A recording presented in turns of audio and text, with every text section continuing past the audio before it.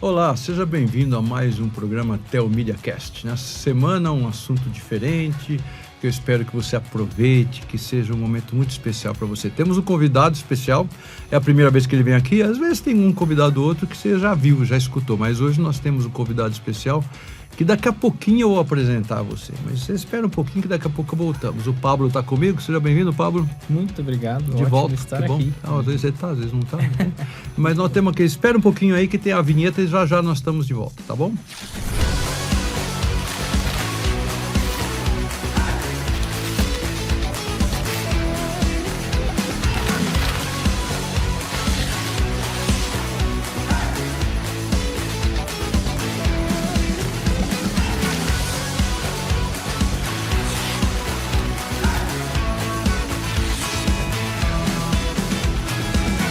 Então, como eu disse, nós temos hoje um convidado especial, com um tema especial, e eu acredito que vai ser muito boa essa conversa. Eu vou pedir que ele mesmo se apresente, claro que eu tenho as listas dele, o nome e tudo mais, já conversamos até um pouquinho aqui antes. Ele é de uma família muito conhecida no meio evangélico, de uma maneira especial dentro da denominação presbiteriana, mas não é só presbiteriana, batistas, tem diversos também. É uma família que é bem conhecida. Vou pedir que ele se apresente para nós agora um pouquinho. Bom, o primeiro nome eu vou falar até por educação, é do doutor Ageu, mas acho que a última vez vamos falar doutor aqui, nós vamos continuar conversando, que está vindo conosco, tá? Então ele vai fazer uma pequena apresentação para nós. Por favor, Ageu. Então, muito obrigado pelo convite a você, Pablo e pastor Hamilton. E, então, eu sou Ageu Heringer, Lisboa, filho de uma grande família assim, evangélica, né? Temos 200 anos de Brasil, e famílias com nomes alemães, Hering, Satt, Emmerich, Werner, Blaude, que chegaram lá na região serrana do Rio, trazidos pelo Conde D, né? Para trabalhar em fazendas de café lá em Minas. Então, dessa família, grande parte ficou nessa região serrana do Rio, outro grupo foi lá entre Minas e Espírito Santo, e ultimamente em Tocantins também, e dessa família tem dezenas e dezenas de pastores, centenas de presbíteros, e a gente manteve dentro da família esse fenômeno da transmissão de conhecimento bíblico de geração para geração, e eu sou grato a Deus porque meus pais foram zelosos e nos instruíram desde cedo nas Escrituras. A gente foi alfabetizado, né, com a Bíblia, no meio de lamparina, lampião. A gente morava em regiões lá em Salinas, norte de Minas, que não tinha luz elétrica, mas à noite eles reuniam a gente, sempre havia uma leitura bíblica, história. Então, desde pequenininho, eu fui sendo formado dentro desse ethos cristão, né, com Bíblia como centro. E na Bíblia, conhecendo Deus, Jesus. Isso. E é interessante, né? Porque eu já tive a oportunidade, nós estávamos conversando um pouco antes, de encontrar alguém assim, vejo numa plaquinha, uma coisa, Heringer, eu falo, você é tal, evangélico, tal. Aí a pessoa, porque quase, eu acredito que toda a família é Heringer, alguns falam Heringer, outros Heringer, gozado o sotaque de pessoas diferentes tratando com a família, mas como Heller, alguém é Heller, pode perguntar, você é evangélico, você é quase sempre Sattler. Falou em Sattler, a gente vai... tem alguma origem, né? Sim. O Heringer também. Eu chamei de doutor, aí conta da sua formação. Por que eu lhe chamei de doutor, né? Qual que é a sua mas formação? Mas eu não sou doutor no sentido acadêmico, tá? Eu não tenho doutorado. Eu tenho mestrado em Ciências da Religião, que fiz Mackenzie em 2005. Eu sou formado em Psicologia, na Federal lá de Belo Horizonte, né? Na UFMG, no ano de 1974. Então, portanto, tem 50 anos exatos de formação como psicólogo. E antes dessa minha formação em psicologia, eu tive uma formação, assim, que eu diria, fantástica, de introdução à Bíblia e tudo, na própria casa, né? A leitura bíblica, estudos do meu pai e minha mãe. E na adolescência, durante períodos assim conturbados, e a gente já aguçado pela própria leitura bíblica, eu curioso pela situação do mundo, dos pobres, da injustiça, aí vi Moisés libertando o povo, né? Por ação de Deus, Jesus preocupado com os pobres, os profetas. Então, eu descobri um mundo e me envolvi também nesses interesses sociais E com isso gerou uma tensão com a igreja estabelecida, que a igreja sempre, não preocupa com o céu, com a terra, não, deixa essas coisas. E eu, como adolescente, jovem, fiquei inquieto e acabei realmente buscando, tive militância social em partido de esquerda, com todas as consequências de prisões, etc. e tal, né? Mas nesse período todo, que foi muito fértil, eu nunca descolei da Bíblia. Eu lia Marx, Engels, Lenin, essa turma toda, né? E tinha essa visão marxista da história, querendo um céu aqui na Terra, mas feito pelo MUC, pela inteligência humana, sem a transcendência, né? Sem a intervenção de Deus. Eu tive esse tempo de crise, não com Jesus nem com a Bíblia, mas com a igreja, as manifestações da religiosidade alienada, né? Eu queria uma espiritualidade engajada. O Jesus estava no meio dos pobres, dos doentes, ele estava anunciando o reino de Deus. Mas no meio de um exílio pessoal, né, encurtando a história, eu fiquei num lugar isolado vários meses e lá eu lia de tudo e achei uma Bíblia, Barça, daquela ilustrada, e li essa Bíblia toda em 2 meses. Né? Aí chegou Apocalipse 3:20, eis que estou à porta e bato. Aquilo foi um momento de meu reencontro, minha retomada com o Evangelho, com Jesus, e como se caísse as escamas, eu comecei assim, eu acolhi a minha angústia, minhas preocupações, e fiz toda uma revisão. Ok, eu quero justiça, eu quero uma sociedade mais igualitária e não quero injustiça, porém eu também não quero qualquer coisa como solução, né? Revolução armada e tal, porque aí você vê, a tentativa de resolver um problema cria outros. Certo. Né?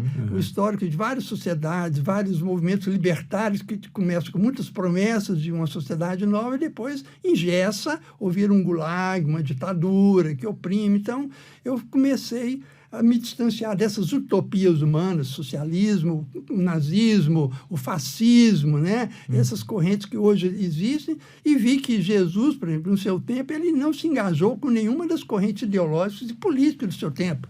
Né? Nem os fundamentalistas saduceus. Ele tinha um zelote no grupo dele, mas tinha também os fariseus. Sim. Paulo era fariseu, né? Sim, tinha os essênios místicos, Isso, né? Que Jesus tinha até uma certa simpatia com ele, lá com João Batista.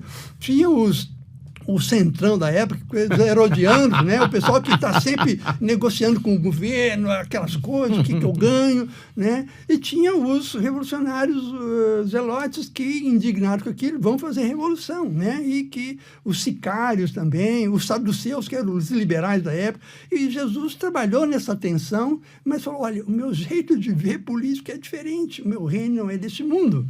E ele anuncia o reino dele. Então eu fiquei apaixonado e fui conquistado por esse reino. Que beleza. E mantenho essa posição até hoje, critico muito o mundo evangélico aí que está se submetendo a correntes políticas de forma acrítica, está sacrificando no altar assim, a dignidade do evangelho com alianças espúrias. Eu acho que é uma advertência que eu faço inicialmente. Nós precisamos recobrar uma autonomia, uma independência profética, sempre frente a qualquer expressão de poder. Vamos apoiar aquilo que for bom, e mas o que não... está na Bíblia, né? A base nossa está aqui, né? Não vamos deixar capturar por ideologias e lentes assim, redutoras, não. Que o pessoal fala de Bíblia, mas as heresias falam que elas estão na Bíblia também. Então, nós temos que ter muito cuidado quando se fala, está na Bíblia, está na Bíblia. Todo mundo diz que está na Bíblia. Isso. Então, nós temos que examinar as interpretações e os frutos concretos disso. Tá certo. Se esse fruto é de paz, é de justiça, é de solidariedade, se é de bondade, se é de misericórdia. Que é o critério que Jesus coloca lá no Sermão 25, que é bem didático em Mateus, não é o crer teologicamente certo, não. É o exercício da bondade, é a praxis correta. Você visitou o necessitado? Você socorreu o pobre, o faminto, o doente? Você teve misericórdia? Esse é o critério de Jesus lá em Mateus 25. E sempre de um coração transformado pelo Evangelho, porque é o Filho de Deus, né? Porque também tem muita gente, claro, eu sei que você deixou isso muito claro, mas que faz a caridade, faz isso, faz aquilo, por diversas questões, diversas naturezas, mas quando nós temos esse Evangelho nos alcançou, nos dando esperança, isso é uma coisa maravilhosa. Quando falamos de ter você aqui, eu achei que era uma coisa maravilhosa. Aliás, foi eu que sugeri o seu nome pro Arthur, porque eu conhecia já alguma coisa do seu trabalho, e é interessante como a psicologia parece, às vezes, uma coisa tão materialista que um cristão não pode exercer a psicologia porque ela só daria conta de questões assim, humanistas ou coisas parecidas com isso. Mas eu conheço vários psicólogos tementes a Deus, abençoados, mulheres e homens, não só psicólogo, conheço psiquiatra também, gente assim, firme. Eu, quando fui para o seminário, minha história, minha experiência é essa, né? Nossos seminários da nossa denominação são muito rigorosos. Então, para a gente fazer um curso seminário, entre outras coisas, tem que estar um atestado de sanidade física e mental. E quando eu fui fazer meu atestado de sanidade mental, eu fui conversar com um psiquiatra, o Dr. Aldon Ramos Maranhão. E ele é muito amigo dos meus pais e tal, e não foi por causa eu espero que não seja por causa disso que ele me aprovou, mas ele era muito amigo dos meus pais, me recebeu lá no consultório dele, nos Jardins, aqui em São Paulo, um belíssimo consultório. Isso mesmo. E eu estive lá com ele tinha uma Bíblia em cima da mesa, assim, e nós estávamos conversando, batendo papo, e ele falou assim: Fernando Hamilton, quero te falar uma coisa. 75% das coisas que eu trato com princípios das Escrituras, não com meu manual de psiquiatria. E aquilo eu nunca esqueci. Faz 43 anos isso, que eu tenho meu tempo de ministério, 44 anos, e eu nunca esqueci. Eu falei, então há compatibilidade, há como trabalhar. Essa me parece que é a sua experiência, pelo que você está acabando de falar. Sim, sim. Se não fosse, você não estaria trabalhando como psicólogo ainda. Sim, sem dúvida. E pegando um gancho nisso, eu estou com um grupo de 14 outros profissionais, assim, titulares de psicologia de USP, de Universidade Católica em Minas, gente do Rio de Janeiro, titular da Sociedade Brasileira de Psicologia Analítica aqui em São Paulo, em Alagoas, pessoas assim, doutores o doutor Uriel Hecht lá de Juiz de Fora, gente eminente assim, academicamente, e todos cristãos. Nós estamos escrevendo um texto que sairá agora, talvez em fevereiro ou março, pela editora Ultimato, mostrando marcas bíblicas na psicologia, ou matrizes cristãs ou matrizes bíblicas da psicologia, mostrando o seguinte: quem inventou psicologia, construiu psicologia, não foi nem Freud, nem Wundt. 1.500 anos antes deles, Agostinho já trabalhou com todos esses conceitos que a psicologia trabalha. Que coisa maravilhosa. Entende? Agostinho, depois os místicos cristãos, Santa Teresa, o São João da Cruz, entende? Nós temos o John Wesley, a gente vê a influência de John Wesley em eminente psicanalista com o Winnicott, né? E a influência do calvinismo no Skinner e também em outros, né?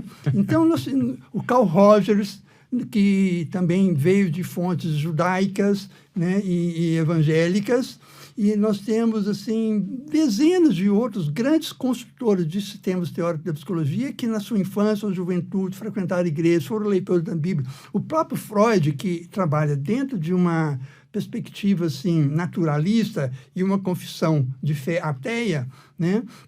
Tem muitas explicações para isso. Freud sofreu muito, viveu numa época muito tenebrosa, de um cristianismo tanto quanto apóstolo, e grande parte do cristianismo aliado ao nazismo. Então, ele, como judeu, evidentemente se afastou, mas na obra inteira do Freud tem pelo menos 360 citações bíblicas. Freud foi um grande leitor da Bíblia. Já pensou? O Jung, então, o Jung tem milhares de citações bíblicas. Então, é o seguinte, quando eu fiz o curso, eu comecei a ler esses autores e, ao mesmo tempo, eu fui tendo, assim, ligações, intuições e memória de textos bíblicos, e percebi, puxa vida, olha aqui, a Bíblia também trabalha com isso. Só que a episteme bíblica e a episteme da teologia é diferente. Assim, o sistema de trabalho, né, as ferramentas de análise são distintas, as preocupações são outras. A psicologia não tem autoridade nem pretende trabalhar questões de existência de Deus, salvação. Ela trabalha saúde mental, trabalha comportamentos humanos, inclusive comportamentos religiosos, que tem comportamentos religiosos que são altamente doentios, né? Tem gente que interpreta aquele orar e sem cessar, e então fica o obsessivo, não para de orar, fica naquela confusão e se cobra, porque ficou talvez um tempo sem orar, e aquela religiosidade que adoece, porque ela está, muitas vezes, a compreensão bíblica e espiritual dessa pessoa está atravessada por suas neuroses. E o trabalho do psicólogo é ajudar essa pessoa a separar um pouco as coisas. Olha, uma coisa é sua fé, tá, aí é outro departamento, mas você está trabalhando basicamente na base de medo, de ansiedade, de culpa neurótica, que a culpa bíblica você confessa e está liberto, entende? É fácil tratar através do sangue de Cristo. Agora, tem culpas neuróticas, é aquelas que o sujeito já confessou, já fez, mas ele continua sofrendo. Então, a psicoterapia pode contribuir para uma elucidação desse sofrimento emocional derivado de compreensões teológicas, às vezes, estranhas. Por exemplo, tem muita gente adoecida por aí, que eu já atendi, que se sente à beira do inferno, porque os pastores de algumas igrejas, além de cobrar o dízimo, cobram o dízimo, o trízimo, 20%. Eu mesmo encontrei uma senhorinha pobre numa favela em Belo Horizonte, aqui em São Paulo, ela mostrou lá as coisas que o pastor cobra 30%, senão ela perde a bênção. Então, tem muita religiosidade opressiva, muita gente ferida em nome de Deus, né? Por heresias, por gente que abusa do poder. Eu nunca, assim, algumas vezes as pessoas falam daquela famosa frase atribuída a Marx, né, que a religião é o ópio do povo. Eu falo, de certa maneira, eu entendo o que ele queria dizer com isso, né? É claro que a crítica é bem diferente, não vamos discutir marxismo aqui, não é o nosso assunto, e acho que nunca, né? Não gostaria de ficar debatendo uma coisa tão ideológica aqui nesse nosso podcast, mas, na verdade, eu falo, não, algumas coisas eu entendo, porque nós vemos esse tipo de opressão, mas ai daqueles, o Senhor Jesus Cristo já sabia disso, porque ele falou, ai daqueles que fazem tropeçar um dos meus pequenos, ai daqueles que, como ele cita o caso dos fariseus, né, que nem entram, não deixam os outros entrarem, né? Estão ali na porta, nem eles conseguem resolver os problemas dele para entrar no reino dos céus e também estão ali atravancando para o povo, estorvando, como diz os outros, não deixa entrar, né? Então é lamentável isso, né? É lamentável. A que o senhor acha que se deve essa grande dificuldade que existe entre as pessoas fazerem essa associação, essa conciliação entre psicologia e Bíblia? Por que ainda essa é uma questão, na visão do senhor, que ainda gera muito debate, que gera muita controvérsia, muita dificuldade? Eu acho que existe ignorância de ambas as partes, ou pelo menos de pessoas de ambos os lados. Que eu conheço muitos colegas, mesmo não evangélicos e tudo, que não têm preconceito contra a Bíblia, leem, que e tal, né? Mas tem alguns que desconhecem e são contra. Como também no meio religioso, no meio de pastores, tem muitos que nunca leram nada de psicologia meio séria e são contra, né?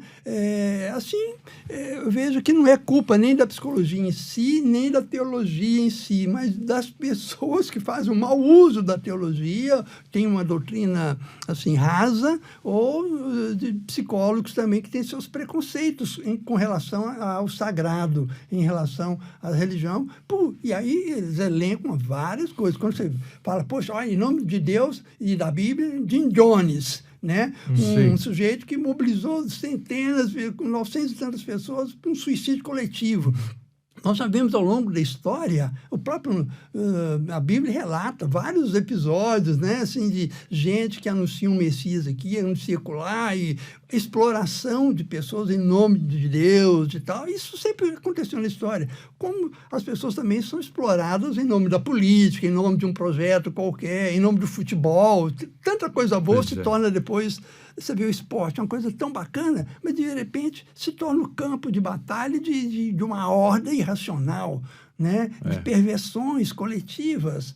Então, todo fenômeno social a gente tem que lidar com muito cuidado, porque a sombra, o sombrio, o doentio pode tomar conta, entende? Então, finalizando o seguinte, uma má ciência desconhece e nega a espiritualidade, e nega o sagrado tá? Mas também pessoas assim incultas que pegam da Bíblia, às vezes tem uma experiência assim profunda, emocional, mas assim não tem um aparato histórico, intelectual suficiente para entender sobre biologia, sobre astronomia, sobre história, sobre psicologia, e aí se sentem ameaçados.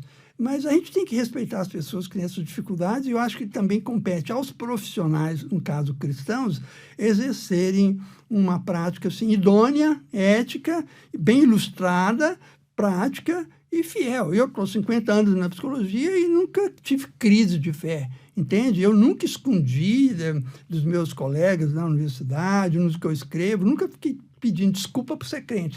Tá? Ao contrário, eu afirmo, estou aí, como eu leio Marx, eu leio Freud, Jung, vários autores, eu leio o Corão, já tem 2 edições do Corão que eu leio, tratados de teologia islâmica, com respeito, para ver o que é ponto de contato e o que é o diferencial nosso.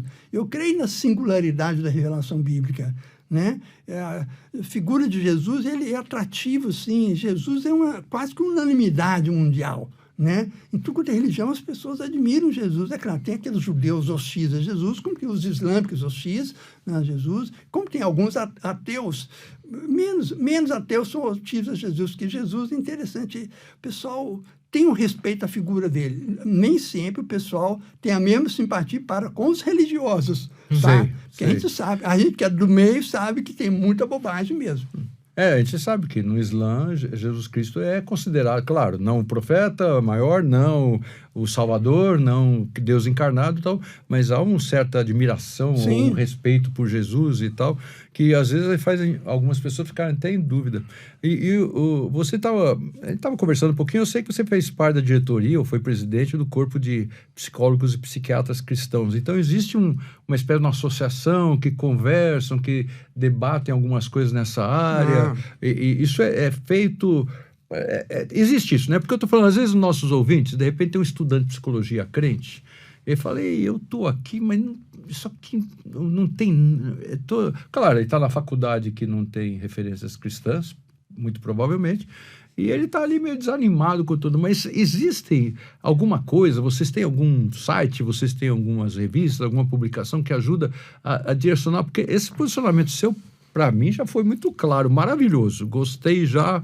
Né? Eu não quero terminar o assunto, não, tem muita coisa, mas vocês têm, então, um grupo de pessoas que conversam sobre esse assunto, essa interação? Sim, Hamilton, desde 1976 surgiu um grupamento de estudantes, de alguns poucos psiquiatras e alguns poucos psicólogos. Foi num congresso missionário da ABU, Aliança Bíblica Universitária, em 1976, como fruto do congresso de Lausanne II, né? Aquela visão assim, de o evangelho se vindo ao homem todo, em todas as culturas e tal.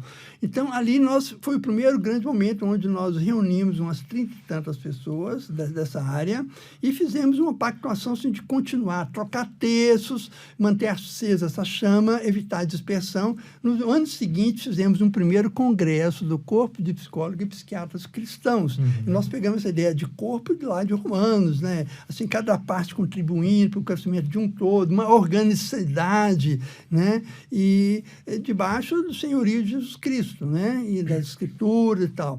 Nesse primeiro congresso, foi umas 90 pessoas de várias partes do Brasil, aí a ideia começou a se espalhar, né? Robson Cavalcante fez um artigo, nos anunciou em alguns jornais, a Ultimato deu uma cobertura, o pessoal de IBU. Então, foi um momento, assim, qual era a ideia?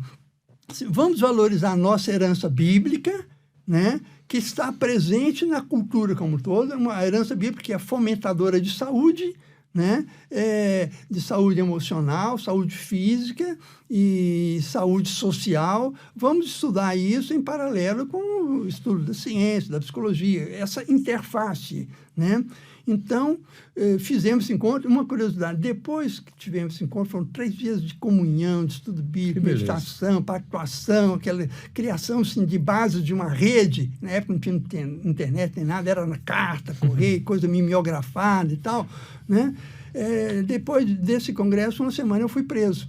Polícia Federal me pega querendo o nome de todos os participantes. Era uma reunião de revolucionários. Porque naquela época qualquer reunião assim, diferente tinha que ter autorização da polícia. E eu não fiz. Então, e como eu já tinha sido preso no passado, como comunista, né? Então foram atrás de mim. Aí meu pai teve que conversar, atuar e tudo.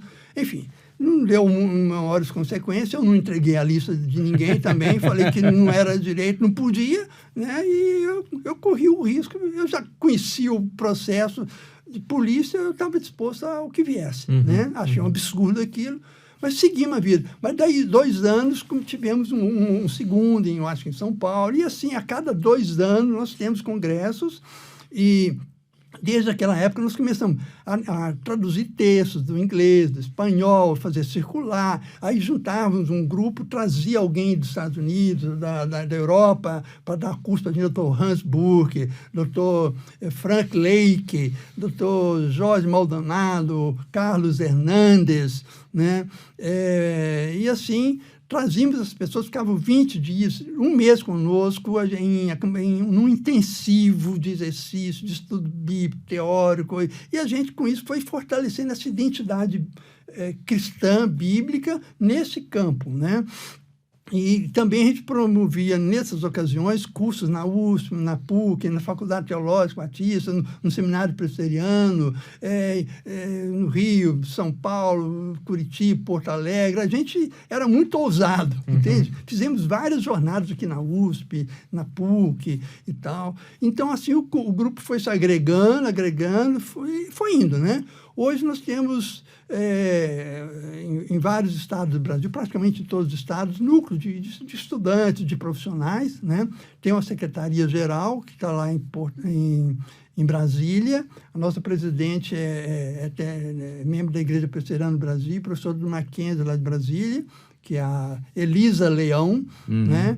E, então, eu fui o primeiro presidente, né? E depois, fiquei 18 anos, depois foi o doutor Uriel Hecht, de nome lá eu conheço. de Juiz de Fora, é um psiquiatra, filho de pastor, e ele ficou uns 14 anos. Depois veio o doutor Karl Kepler, lá do Sul, Rio Grande do Sul, um jornalista e biblista. Esse Karl Kepler, inclusive, anos mais tarde, se tornou o editor da Bíblia de Estudos Conselheira. O senhor fez parte também da elaboração, não é? Sim. Essa Bíblia de Estudos Conselheira, eu falo dela um pouquinho agora, depois, mas completando a lista de presidentes, depois do Karl veio o Dr. Guilherme Falcão, que é um grande nome na área de logoterapia aqui no Brasil, tá? Com Victor Frankl e tal. Depois veio a doutora, uma colega lá de Recife, de Recife ou da Bahia, de Recife, que veio a falecer depois de 2 meses de câncer. Aí vem uma outra colega, a doutora Julise, lá em Porto Alegre, no Rio Grande do Sul, que assume. E ao assumir, logo depois, ela tem câncer também, um tratamento, mas ficou um tempo lá, até que completou a sua presidência, aí assumiu depois essa nossa colega, doutora Elisa. Tá? Mas uma das grandes realizações do CPPC é a seguinte: desde sempre nós editamos boletins, o boletim de psicologia, depois ficou boletim Psicotel, revista Psicotel, nós temos várias... Eu tenho esses das primeiras edições, até essa revista eu não conhecia. A cada 6 meses. Tá. Tem já uns 10 anos ou 12, uns 15 anos, que agora é na forma de revista, muito bem editada, e as pessoas podem encontrar artigos e alguns dos números no nosso site, né, que é cppc.org.br. cppc.org.br. Corpo de Psicólogos e Psiquiatras Cristãos. Sim. Então, CPPC. Então, agora, há uns 15 anos, o doutor Karl foi procurado pelo reverendo Jairo Miranda, que foi secretário da Sociedade Bíblica do Brasil. Ele estava saindo da sociedade depois de muitos anos, e ele fez uma proposta de juntar um grupo de terapeutas, né, cristãos de larga experiência para organizar comentários na Bíblia, tá? Então, nós trabalhamos, foram 18 pessoas, psiquiatras, psicanalistas, psicólogos, psicodramatistas, gente das várias escolas, psicologia e Assembleia de Deus, presbiterianos, batistas, luteranos, adventistas, gente várias, né? Juntos, nós trabalhamos 12 anos, todos os textos, do Gênesis 1, Apocalipse 22, com anotações dentro de uma perspectiva psicoterápica. Então, são mais de 8.000 notas e comentários. Que beleza. Tá? E já foi traduzido para o inglês, está lá como terapeuta. Quer dizer que originalmente é português. Sim, depois Brasil. Foi depois que foi para o inglês, e agora tem já sondagem de sociedade chinesa, pessoal espanhol, a coisa é uma Bíblia única no mundo, no estilo de comentário que ela oferece. Né? Que beleza. Então, Agora, o CPPC é uma organização frágil, institucionalmente frágil, porque nós não cultuamos dinheiro, é na base de solidariedade, tem uma pequena anuidade, e para entrar a gente sugere às pessoas, primeiro conheçam o nosso trabalho, fuça o site, olhe, vê se você se identifica, que a gente prefere que as pessoas nem entrem se tiver uma motivação, eu quero entrar porque eu vou ganhar cliente. Ninguém ganha cliente por aí. A nossa proposta é assim, venha construir a psicoteologia, venha construir um pensamento nesse sentido e venha com o espírito de servo. Né? Então, a gente existe nesse sentido, para criar uma fraternidade onde a gente se apoia em estudos, alguém está fazendo doutorado, mestrado, a gente supervisiona, dá apoio, e a gente prima por uma conduta ética onde a gente... Vamos saber o que a gente está falando, vamos ser responsáveis com o que a gente faz, né? Para ter a melhor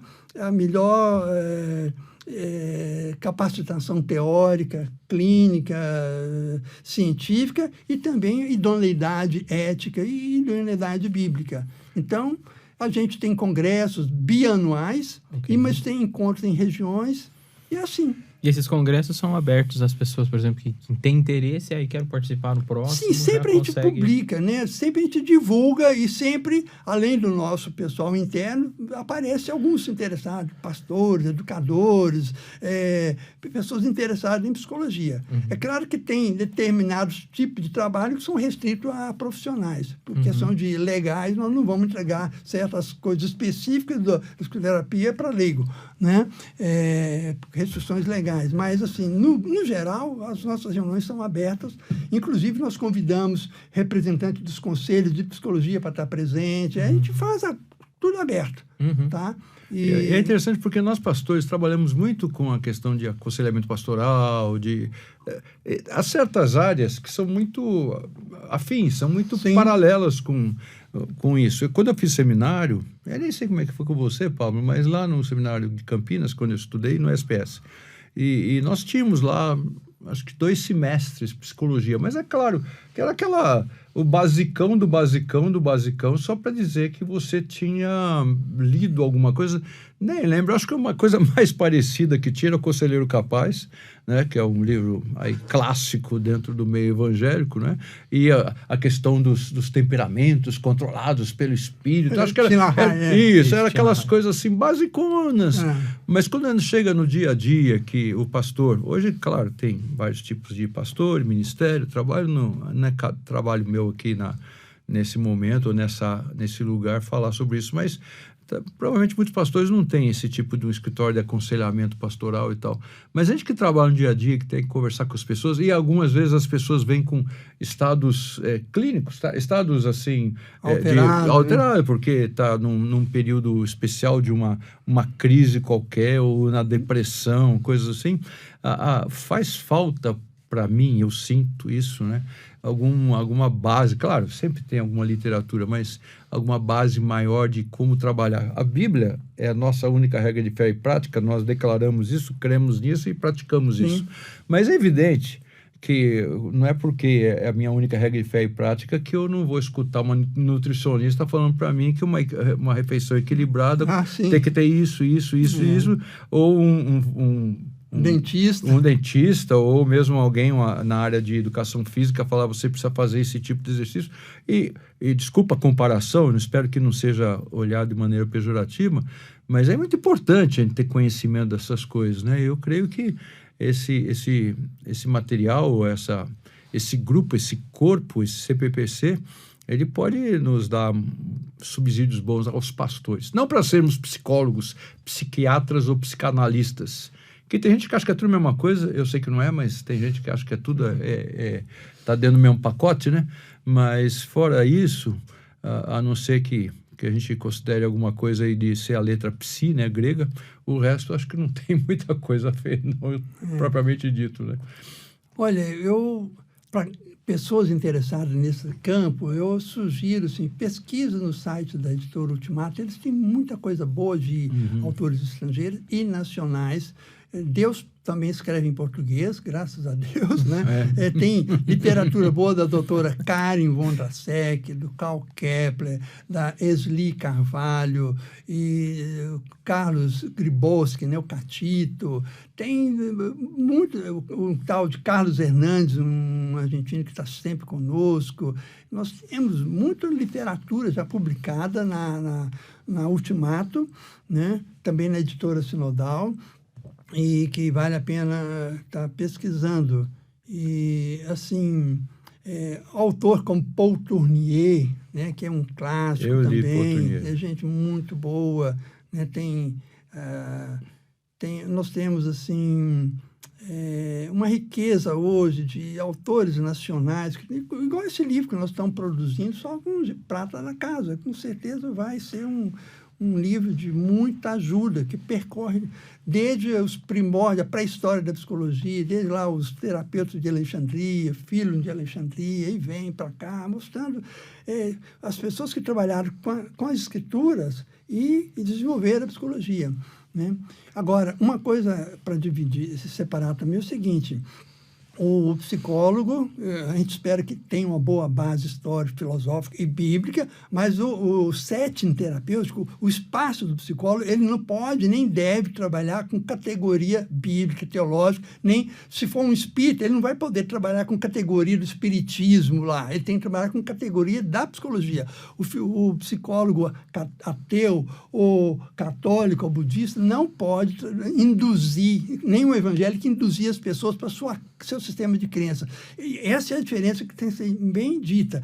O dentista tem que trabalhar com o instrumental da odontologia e não da veterinária, né? Nem da agronomia. Então, isso que tem que ficar muito claro. Assim também o pastor tem que trabalhar com categorias bíblicas, ferramentas bíblicas. É oração, é orientação, leitura, meditação e as referências à escritura. É muito chato. A gente ouve pastor bancando psicólogo, bancando psicanalista, bancando hipnólogo. Há um atrativo. Eu devo o seguinte: eu acho que muita gente com uma baixa estima e complexo de inferioridade intelectual e também de status fica buscando a força de representatividade de uma psicanálise, de uma psicologia, e quer se apresentar como tal. Aí busca os atalhos, faz uns cursinhos vagabundos aí, entende? Montado por empresários, querendo dinheiro, uma psicanálise facilitada. É um horror que está acontecendo, tá? Então, eu acho que isso é desonestidade intelectual, desonestidade científica, é falsidade ideológica, em última análise. Então, assim, cada macaco com seu galho. Tá? Vão, assim como o psicólogo também, quanto cristão, inclusive, a gente trabalha tudo, mas, assim, eu não posso ficar bancando o pastor lá no... Né? Daí que eu vejo o seguinte, que eu concordo com aquilo que você falou com o Dr. Ordon, que eu conheci, respeito um grande psiquiatra, era da Igreja Presbiteriana, que é o seguinte: eu creio que a maioria das situações que levam as pessoas a buscar psiquiatria e psicologia poderiam ser resolvidas com pastores que fizessem a escuta de alma, que desse espaço para o pessoal falar das suas complicações, das suas culpas, das suas raivas, das suas emoções, e ser escutado. E não é só receber um sermão em cima, versículo tal, e arrepende, pronto. Não é por aí. Tem que saber escutar. Muitas pessoas que nos procuram na psicologia, pagando, né, fazendo com grande esforço, falam: olha, meu pastor nunca me atende, nunca tem tempo, ele está sempre em reunião, está viajando para Israel em alguma excursão, ou está lá em um hotel 5 estrelas, em mais um congresso, falando das mesmas coisas, ou plantando igreja, parece sempre uma maternidade, mas quem nasceu está aí subnutrido, está desassistido. Existe uma orfandade psíquica na igreja, não há pastor. Conta-se nos dedos, tá? assim, as igrejas ou os pastores que realmente são cuidadores de ovelhas. E é bom lembrar que a origem da palavra psicoterapia e pastoreio é a mesma. Significa cuidar de almas, entendeu? Cura de almas. Há uma identidade semântica. E é interessante que isso é antigo, porque Jeremias fala sobre isso. Ele fala dos falsos pastores, ele fala... Jesus Cristo vai mais firme lá quando ele fala daqueles que são mercenários, mas ele fala, e inclusive o Senhor fala, eu darei a vós pastores verdadeiros, Sim. Pastores segundo o meu coração.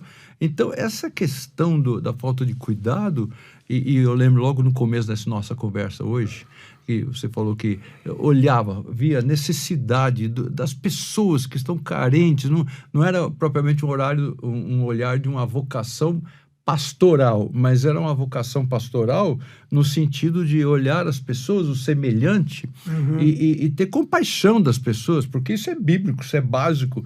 Deveríamos ter todos nós, seja pastor, seja o que for, não precisa ter um ofício para um cristão ver a carência de alguém, estender a mão e fazer alguma coisa, sem com isso ser rotulado de, isso é ideológico, tua cabeça é ideológica assim, assado e qualquer outra coisa parecida.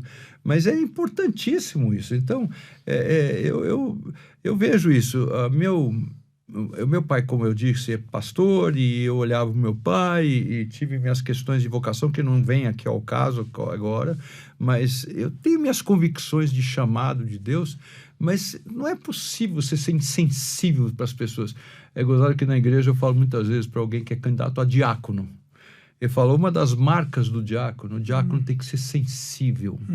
Para você atender o que a Bíblia fala no diácono, que cuida das viúvas, que cuida das pessoas, dos órfãos.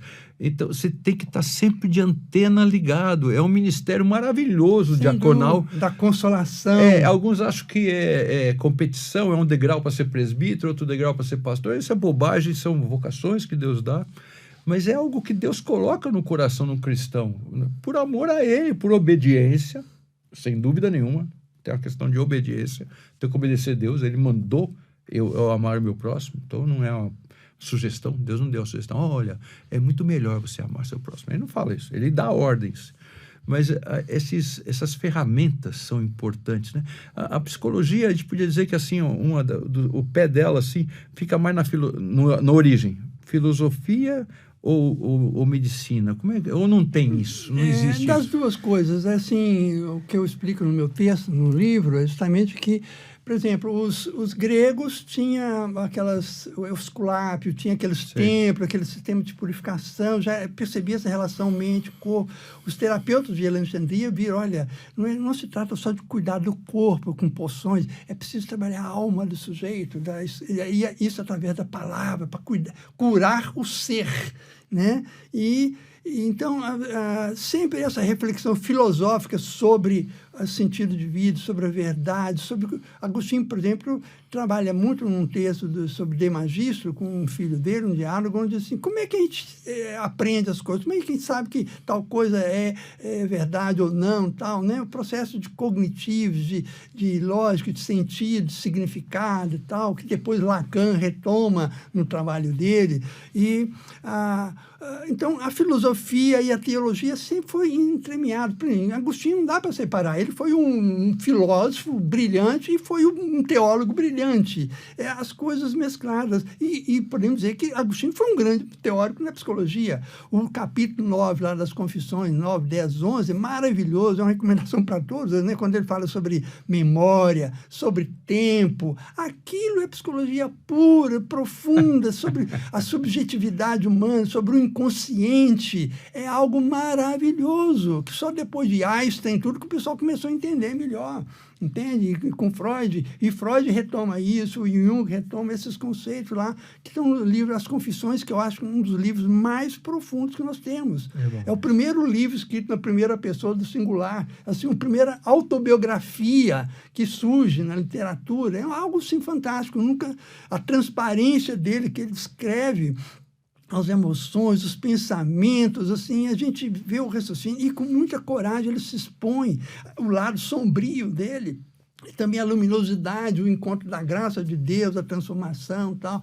Então, a psicologia nasce disso, depois, assim, ela teve o mérito depois de buscar um rigor científico, objetivo, para demarcar as coisas, para estudar comportamentos objetivos, igual hoje, por exemplo. Toques, dificuldade de dormir, questões que afetam o cérebro, pessoas que estão... nem sempre as questões da psicologia, nem da teologia tem alguma ligação com moral. Muitas vezes é uma questão, o menino que não aprende. Tem problema de aprendizado, às vezes, por medo de punição da professora, ou porque sofreu bullying. Isso não é uma questão moral, espiritual, é uma questão técnica, psicológica, de emoções. Então, assim, a psicologia começou a medir comportamentos, uma série de coisas que é utilizado hoje em infinitas especializações, né, demonstrando, sim, grande valor, grande utilidade. Né? Então, ela tem... É claro que aí veio a medicina, que tinha tudo tentando ver coisas no corpo, fungo, bactéria, lesões, tratar com medicamento. Mas aí o Freud, de novo, vai perceber o seguinte... as pessoas que falavam, melhoravam também, entende? Até sem remédio. Aí vem a cura pela palavra. Aí que começa a ter um outro desenvolvimento, né? Aí veio o Jung e outros, esse desenvolvimento. A psicologia está em franca expansão. Hoje nós temos dezenas de escolas distintas, de especializações, de meios de trabalhar. Esse infinito, essa infinitamente humana, a complexidade da alma humana é um caleidoscópio. Você vira um pouquinho, tem uma figura nova, né? E eu vejo aí, faz uma relação. A Bíblia é esse caleidoscópio. A Bíblia é o livro mais rico entre todas as culturas em termos de simbologia. A Bíblia, entre todos os livros da humanidade, é o que mais fala de família, é o que tem mais nomes de pessoas, é o que mais tem nomes de mulheres. Interessante, a Bíblia, sob todo ponto de vista, ela abarca qualquer um dos problemas existenciais, relacionais existentes. Entende? Não é especialista em dente, nem em ortopedia. Dinossauro. Coisa assim. Né? Hoje em dia, mas, assim, as questões realmente, assim, que afetam o ser humano, tristeza, alegria, sentido de vida, para que eu vivo, alegria, medo, morte, essas questões, assim, que realmente importam, que atingem o rico, milionário ou o pobre. A Bíblia, ela tem pistas, através dos diálogos, através das narrativas, dos encontros de Jesus, as curas, né? A história das famílias, das genealogias, os cantos de lamento, o universo humano todo está representado. A Bíblia é uma fonte que a gente chama de arquétipos. Certo. Né? Ela é uma fonte, assim, de espelho que reflete a nossa alma. Né? Então, é fascinante. A gente começa a ler a Bíblia e a gente não consegue lê-la. Uhum. Ela que nos lê.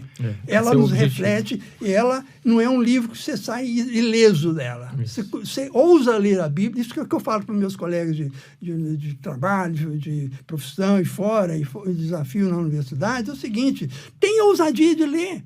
Assim, eu leio qualquer coisa que você me der, e leio e resumo ainda, tá? Agora, por que eu vejo essa resistência, muitas vezes, de pessoas em relação à Escritura? É mero preconceito e também por medo. Porque a Isso Bíblia, eu acredito, é verdade. Porque a Bíblia vai mexer com você. Você vai se ver refletido e você vai ter que tomar uma decisão perante esse Deus que se revela. E a Bíblia não é um livro sobre Deus, é muito mais, é um pouco. É um Deus refletido na pessoa de Jesus, mas especialmente a Bíblia é um livro antropológico. É um livro que fala sobre, que desnuda o ser humano, tá? E propõe a esse ser humano uma esperança, inclusive biológica, né? E a Bíblia anuncia a biologia da ressurreição, um novo corpo, né? Uma nova humanidade, um novo céu, uma nova terra. É um livro de esperança, né? Mas, primeiramente, ela nos convoca a nos enxergar com todas as nossas falhas, com todas as nossas obscuridades, reconhecer isso, para depois a gente poder desfrutar das potencialidades de vida, que nós, afinal de contas, todos temos a imagem e a semelhança de Deus. Mas é uma imagem que ficou desgastada, igual algumas notas que estão rasgadas. Nós vivemos na queda, afinal, não podemos esquecer disso. Sim. Né? Eu digo sempre que nós precisamos né? ter referências, né? É difícil. Às vezes você debate um assunto, briga, e na verdade as referências são diferentes. Para nós, as escrituras, elas mostram isso. Nós vivemos na queda. Sim, sim. E essa é a primeira coisa que precisamos ter. Posso fazer uma pergunta meio pessoal, talvez muito técnica, mas só para saber. Uma lenda que diz que psicólogo, acho que mais psiquiatra talvez, não pode se envolver emocionalmente com o paciente. Quando eu falo envolver, eu não estou falando de paixão, não é isso que eu estou falando. Estou falando de sentir essa dor, porque para nós, pastores, para mim, eu como pastor, muitas vezes eu baqueio, não é que eu, como é que fala? Você sente, repercute isso, em você. não né? é que aquilo entra em mim, agora toma a minha vida e transforma, não é isso, eu não sou alguém que está dominado. Mas o psicólogo, ele tem que ficar meio... O médico, eles falam, né? Médico não pode se envolver emocionalmente com o paciente e tal. Como é que é na psicologia? Você como um psicólogo cristão, você alguém vem, abre o seu coração, vê as necessidades, porque nisso é muito parecido conosco. Como é que fica? É uma pergunta mais técnica para quem está na área. Assim. Eu fui, primeiramente, ajudado por uma terapeuta ateia, e me fez muito bem. Essa terapeuta ateia, quando eu estava lá no meu exílio interno, escondido, um local onde eu li a Bíblia, ela me ajudou muito com o modo como que ela me acolheu numa época que eu era perseguido, não podia sair na rua, eu usava outro nome, podia ser morto, como vários amigos meus eram mortos, né? Mas ela era uma psicóloga, depois foi até minha professora no curso, e ela me fez pensar e refletir muito sobre minhas práticas. Olha que Deus usou essa mulher para me abrir a cabeça. Mais tarde, eu fiz uma análise com uma judia, a doutora Riva Schwartzman, também ali em Belo Horizonte. Foi fantástico para mim também. E por todas elas, eu senti que elas não eram técnicas frias. Elas trabalharam com aquilo que o Carl Rhodes fala de uma empatia, de um calor humano, de uma receptividade. Eu me sentia assim, acolhido ali, não julgado. Elas ouviam, me interrogavam e tudo. Eu fui depois, em outra época, terapeutizado por um grande amigo e psicólogo teólogo, o doutor José Cássio Martins, um pastor presbiteriano. Conheci ele pessoalmente faleceu também. há uns 2 anos. A sabedoria do Cássio e o bom humor dele me desconstruía, me ajudou muito em muitas coisas. Então, é o seguinte, e eu com meus pacientes, eu fui na psicologia porque eu tinha sensibilidade social. Eu não ficava inconformado, eu sempre tive disposição de ajudar. Agora, no concurso, eu aprendi a não me envolver. Eu não posso ter um complexo de Salvador. Nem Jesus teve complexo de Salvador. Jesus não teve complexo de Messias. Tá? Ele foi o Messias sem ter o complexo de Messias, aquele que resolve tudo, que fala. Jesus, no diálogo dele, ele despertava as pessoas para as pessoas pensarem e assumirem a própria responsabilidade. Você quer? Como é que é? Pá. Ele não facilitava muitas coisas, não. Ele respeitava os conteúdos que as pessoas tinham. Então, eu, na minha prática, e eu sei de muitos colegas, a gente tem que ter... Eu não posso ter antipatia, eu posso ter simpatia e empatia. A empatia, eu consegui me colocar ao par daquele enlutado, aquela pessoa que está confusa, aquele esquizofrênico que só. Eu tentar entender, a partir dos referenciais dele, comunicar que eu entendo, que estou junto, vamos continuar a explorar e tal, né? Agora, se eu não fosse impactado, eu seria... Então, vamos designar para os robôs, eles vão fazer melhor terapia, se não é para ter envolvimento. Joga lá para o IA, né? E já está acontecendo aí, muita gente está procurando soluções nessa... Né? Isso é um grande perigo, porque é uma coisificação do humano. Nós somos curados pelos afetos, os ternos afetos de misericórdia. É aquele afeto da criança com o bebê, né, que foi muito estudado por Winnicott, né, por Jean Piaget. Esses contatos, esse olho por olho, o abraço, o afeto, a compreensão, chorar com quem chora, alegrar com quem se alegra, mas sem se misturar, Aí entra o que a psicologia fala do fenômeno de transferência e contra-transferência. Você tem que saber o que a pessoa está te dizendo, ele não está dizendo necessariamente para você. Às vezes ele está brigando com os fantasmas dele, paterno, materno, do cônjuge, outras coisas. Projeta na gente os desejos, as ilusões, as fantasias dele. Eu tenho que distinguir por aí. Se uma cliente fala que me ama, que gosta, tá, ok, ela está dizendo isso, não significa que eu tenho que corresponder. Sim. Né? Mas ainda bem que ela tem esse afeto positivo e eu dou feedback, que bom, legal que você está tendo bons sentimentos e tudo, né? E a gente segue explorando outras coisas. né? Então, assim, agora, se eu percebo que determinado paciente mexe comigo a ponto, assim, de que eu sinto que eu tenho dificuldade, que eu não tenho simpatia, eu tenho que ser honesto e encaminhar para outra pessoa e falar, olha, eu não me sinto em condição de continuar contigo. Eu não preciso falar porque você é feia, porque você eu tenho raiva de você me desestabiliza. Não, sabe? Tem alguns tipos de pessoas, é muito difícil eu trabalhar. Eu penso assim, no sentido de acumular, né? De gente somatizada, de gente trazer, né? E a gente sai mais pesado. Você sai do consultório assim, porque uma vez eu tive uma fisioterapia, uma época, né, com um psicólogo e tal. Eu falo, mas tem coisas que eu como pastor, por causa dos meus princípios, eu não abro, é meu, eu tomei isso, eu posso estar errado, posso apanhar de todo mundo. Mas eu entendi assim, é o ministério que Deus me deu. Quando Jesus está lá no Getsemane, pronto para morrer, ou às vésperas do momento, a Bíblia diz que, alguém diz que é o momento mais, demonstração maior da encarnação de Cristo, que ele diz assim, a minha alma está angustiada até a morte. Ele estava assim, ele estava sobrecarregado. E eu gostei muito do comentador que falou, ali está a prova da encarnação mesmo no último grau, porque ninguém tem a dúvida. Ele teve fome, ele ficou triste, não sei o quê. Mas ali, quando ele fala assim, a minha alma está profundamente, né, triste até a morte. Que coisa extraordinária. E aí ele pediu ajuda. Nós que trabalhamos com as pessoas, com as necessidades das pessoas, nós não podemos não ter um tipo de sentimento desse muitas vezes, que a gente sente a dor da pessoa, a gente percebe. Como eu disse, não dá para somatizar, senão no segundo ano de ministério eu já largo o pastorado, vai ser outra coisa, vai vender batata na feira, né? Mas a verdade é essa, né? Mas por isso é o seguinte, tem que ter a higiene mental do psicólogo, do pastor, porque tem tantos pastores que entram em colapso nervoso, até suicida, né?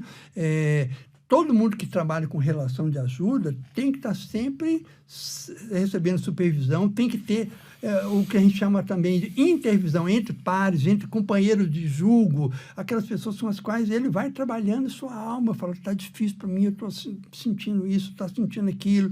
Eu tenho meus consultores, seja para texto, seja para questões clínicas, eu ligo para alguns colegas, converso, a gente se apoia nesse sentido, né? Ou reencaminho, mas eu tenho que cuidar de mim, saber dos meus limites, né?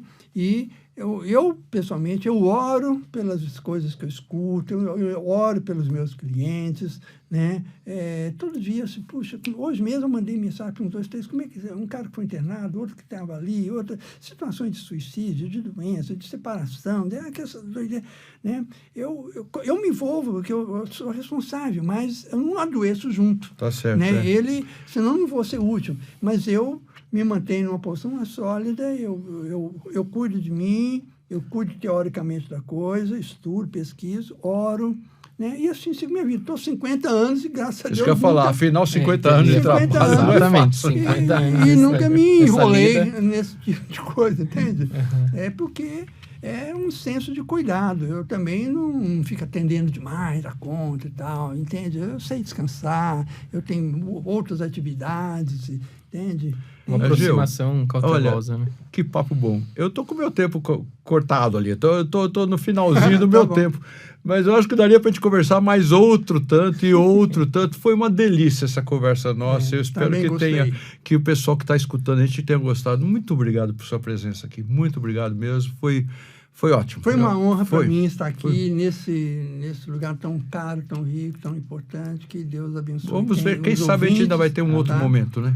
Tá de certo? Repente. Vamos esperar o lançamento do livro, daí podemos falar sobre esse livro. Lá para fevereiro, março, vamos ver se a gente marca alguma coisa. Exatamente. Tá bom, se Deus quiser. Tá bom? Estaria à disposição. Muito obrigado pela sua presença. Pablo, obrigado pelo seu apoio aqui. Obrigado por tudo isso. Você que está nos escutando, que delícia. Você sabe, toda semana tem um programa novo, mas tem muita coisa acumulada lá. Você pode entrar lá no podcast, pode entrar na Telmídia, baixa o aplicativo nosso, é gratuito, você põe aí, você acompanha. Tem diversas coisas, tem podcast, tem blog, tem música, tem muita coisa tem por aí, né? Claro, se você quiser cooperar com o Ministério, você tem como também baixar o programa na versão paga, com alguns plus, essas coisas que tem. E seria sempre um prazer. Mas obrigado pela tua audiência. Até o próximo encontro nosso.